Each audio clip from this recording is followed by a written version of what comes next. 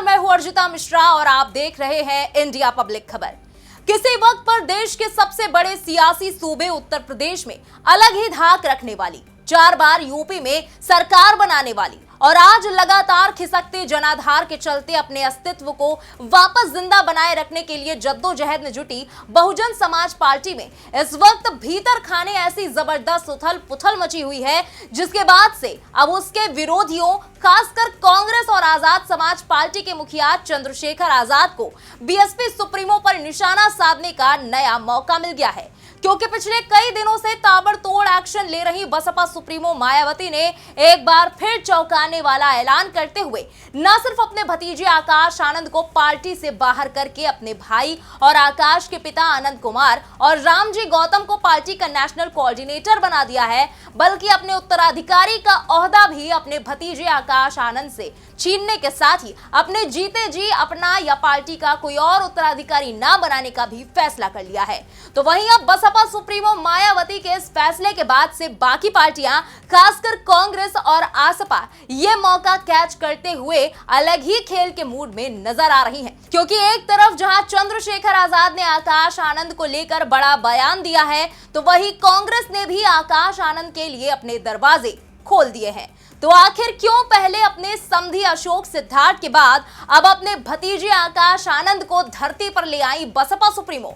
क्या आकाश पर एक्शन लेकर बसपा सुप्रीमो ने अपने लिए ही मोल ले ली नई मुसीबत?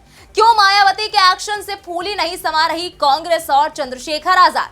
और क्या कांग्रेस के दिए ऑफर को एक्सेप्ट कर लेंगे आकाश आनंद? चलिए जानते हैं इन सभी सवालों का जवाब आज की इस स्पेशल रिपोर्ट में। यूपी के पूर्व सीएम और दलितों और बहुजन समाज के बीच में लिविंग लीजेंड बन चुकी बसपा सुप्रीमो मायावती ने पिछले 1 साल के भीतर अपने भतीजे आकाश आनंद की कम से कम 2 बार ताजपोशी की, तो कम से कम 2 बार बहुत बुरे तरीके से नजर से भी उतार दिया।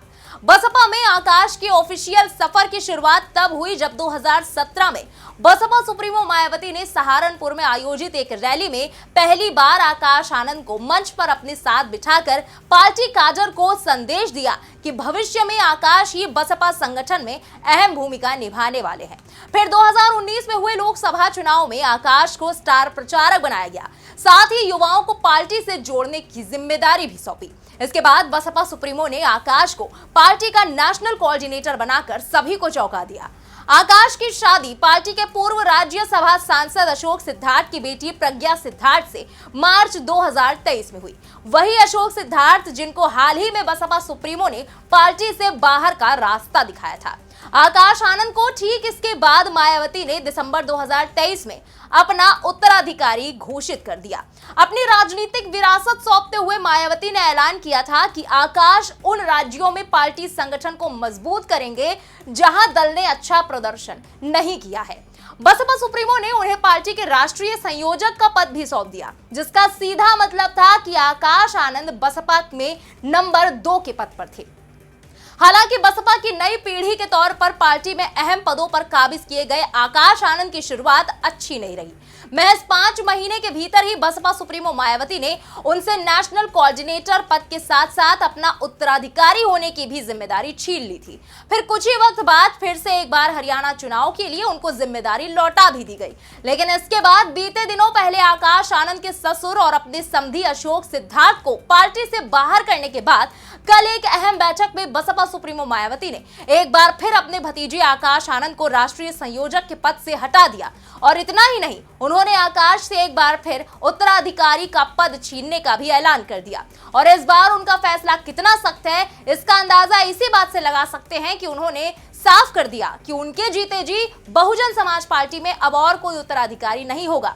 और अब आखिरकार बसपा सुप्रीमो मायावती ने आकाश आनंद को पार्टी से भी बाहर कर दिया है।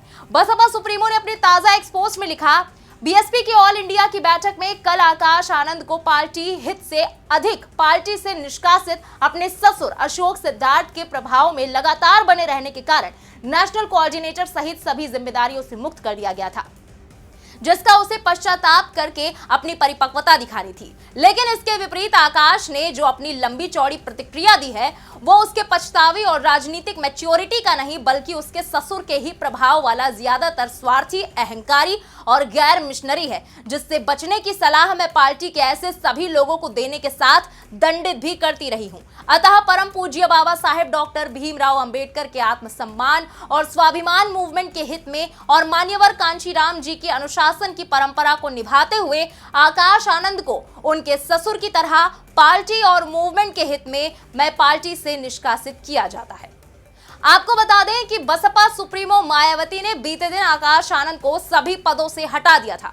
साथ ही अशोक सिद्धार्थ और आकाश आनंद पर लिए गए एक्शन के पीछे की बड़ी वजह भी बताई, जिसके मुताबिक बसपा सुप्रीमो ने पार्टी के संस्थापक कांशीराम का हवाला देते हुए कहा कि कांशीराम के पदचिन्हों पर चलकर ही मैंने उनकी एक ईमानदार और निष्ठावान शिष्या और उत्तराधिकारी होने के नाते अशोक सिद्धार्थ को, जो आकाश आनंद के ससुर भी हैं, उन्हें अब अपनी पार्टी और मूवमेंट के हित में पार्टी से निकाल कर बाहर किया है, जिन्होंने उत्तर प्रदेश सहित पूरे देश में पार्टी को दो गुटों में बांटकर इसे कमजोर करने का अति घिनौना कार्य किया है, जो कतई भी बर्दाश्त करने लायक नहीं है। और ये सब उनके लड़के की शादी में भी देखने के लिए मिला है।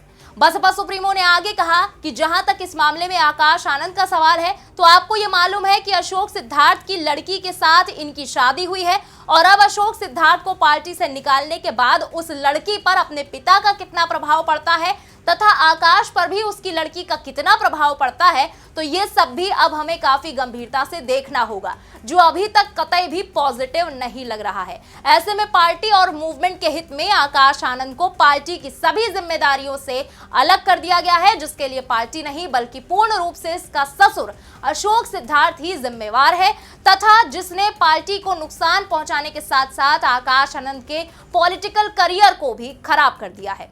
यानी कि बसपा सुप्रीमो ने सीधे तौर पर अशोक सिद्धार्थ और उनकी बेटी प्रज्ञा सिद्धार्थ को भी कटघरे में लाकर खड़ा कर दिया। अब इधर बसपा सुप्रीमो ने एक्शन लिया और उधर इस पर राजनीति उबाल मारने लगी। इसी कड़ी में यूपी कांग्रेस के प्रदेश अध्यक्ष अजय राय ने कहा कि मायावती जी अपने परिवार की समस्याओं में फंस गई हैं। कभी आकाश आनंद को हटाती हैं, कभी उनके ससुर जी को हटाती हैं, तो मायावती जी अब अपने कुनबे को बचाने में लगी हैं। पूरा घर डिस्टर्ब हो गया है उनका। तो वहीं कांग्रेस प्रवक्ता सुरेंद्र राजपूत ने भी एक्स पर पोस्ट करके हुए निशाना साधते हुए लिखा कि बहुजन समाज पार्टी को बीजेपी की बी टीम बनाकर मायावती जी बहुजन मिशन को, आरक्षण के समर्थकों को और संविधान के समर्थकों को धोखा देने का काम कर रही हैं। इसी क्रम में उन्होंने बसपा के अशोक सिद्धार्थ को और आकाश आनंद को पद से हटा दिया। बहुजन मिशन के लोग अब इंडिया गठबंधन के साथ चलें और मिशन बचाएं। यही नहीं, सपा प्रवक्ता आशुतोष वर्मा ने भी बसपा सुप्रीमो पर हमला बोलते हुए कहा कि आकाश आनंद को अपरिपक्व कहकर उनके पद से क्यों हटाया गया। पिछले कुछ दिनों से हम देख रहे हैं कि बहन जी बीएसपी में कुछ अजीब फैसले ले रही हैं। आकाश आनंद को नेशनल कोऑर्डिनेटर बनाया गया था, फिर लोकसभा चुनाव के बीच में उन्हें अपरिपक्व कहकर हटा दिया गया। चुनाव के बाद उन्हें फिर से कमान सौंपी गई और आज उन्हें हटा दिया गया। अगर इस तरह से फैसले बदलते हैं तो कहीं ना कहीं नेताओं पर सवाल उठते हैं। साथ ही पार्टी सुप्रीमो पर भी सवाल उठते हैं कि बहन जी कितनी मजबूती से लड़ना चाहती हैं या वो नई पीढ़ी को आगे क्यों नहीं ले जाना चाहती हैं। हालांकि इन सबके बीच नगीना सांसद और आजाद समाज पार्टी कांशीराम के चीफ चंद्रशेखर आजाद का भी इस मामले पर बड़ा बयान सामने आया और साथ ही उन्होंने आकाश आनंद के उज्जवल भविष्य की कामना की। चंद्रशेखर आजाद ने कहा कि मैं मायावती जी का सम्मान करता हूं, लेकिन पिछले 1 साल के अंदर जिस तरह के फैसले उन्होंने लिए, लोकसभा चुनाव के पहले उन्हें पार्टी से बाहर निकाला और फिर 2 महीने बाद बनाया और अब 1 साल पूरा होने से पहले ही एक बार फिर से हटा दिया। बाबा साहेब की एक बात याद आती है कि रानी के पेट से राजा का जन्म नहीं होगा, लेकिन उस सिद्धांत को ठुकराकर आपने समाज पर यह थोपने का काम किया और समाज ने उसको अस्वीकार कर दिया।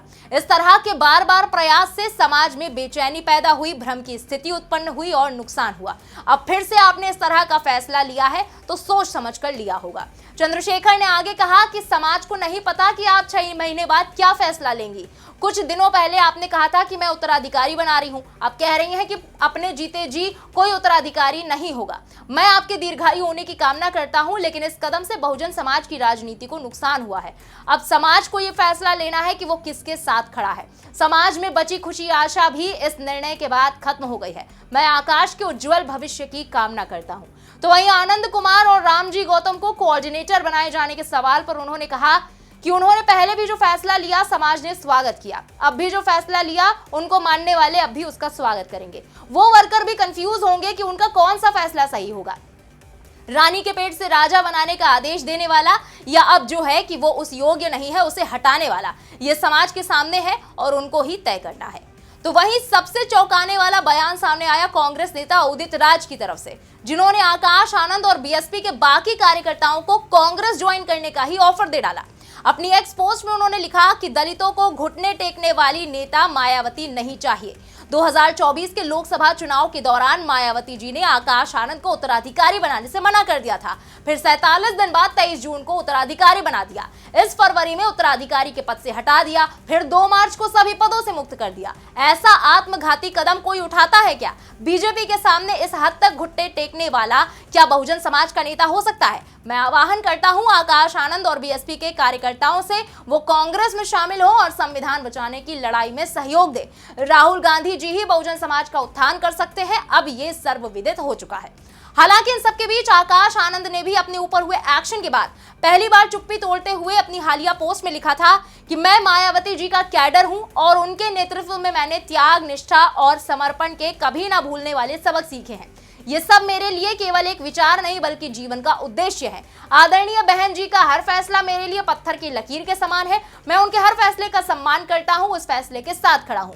मायावती जी द्वारा मुझे पार्टी के सभी पदों से मुक्त करने का निर्णय मेरे लिए व्यक्तिगत रूप से भावनात्मक है, लेकिन साथ ही अब एक बड़ी चुनौती भी है। परीक्षा कठिन है और लड़ाई लंबी है। ऐसे कठिन समय में धैर्य और संकल्प ही सच्चे साथी होते हैं। बहुजन मिशन और मूवमेंट के एक सच्चे कार्यकर्ता की तरह मैं पार्टी और मिशन के लिए पूरी निष्ठा से काम करता रहूंगा और अपनी आखिरी सांस तक अपने समाज के हक की लड़ाई लड़ता रहूंगा।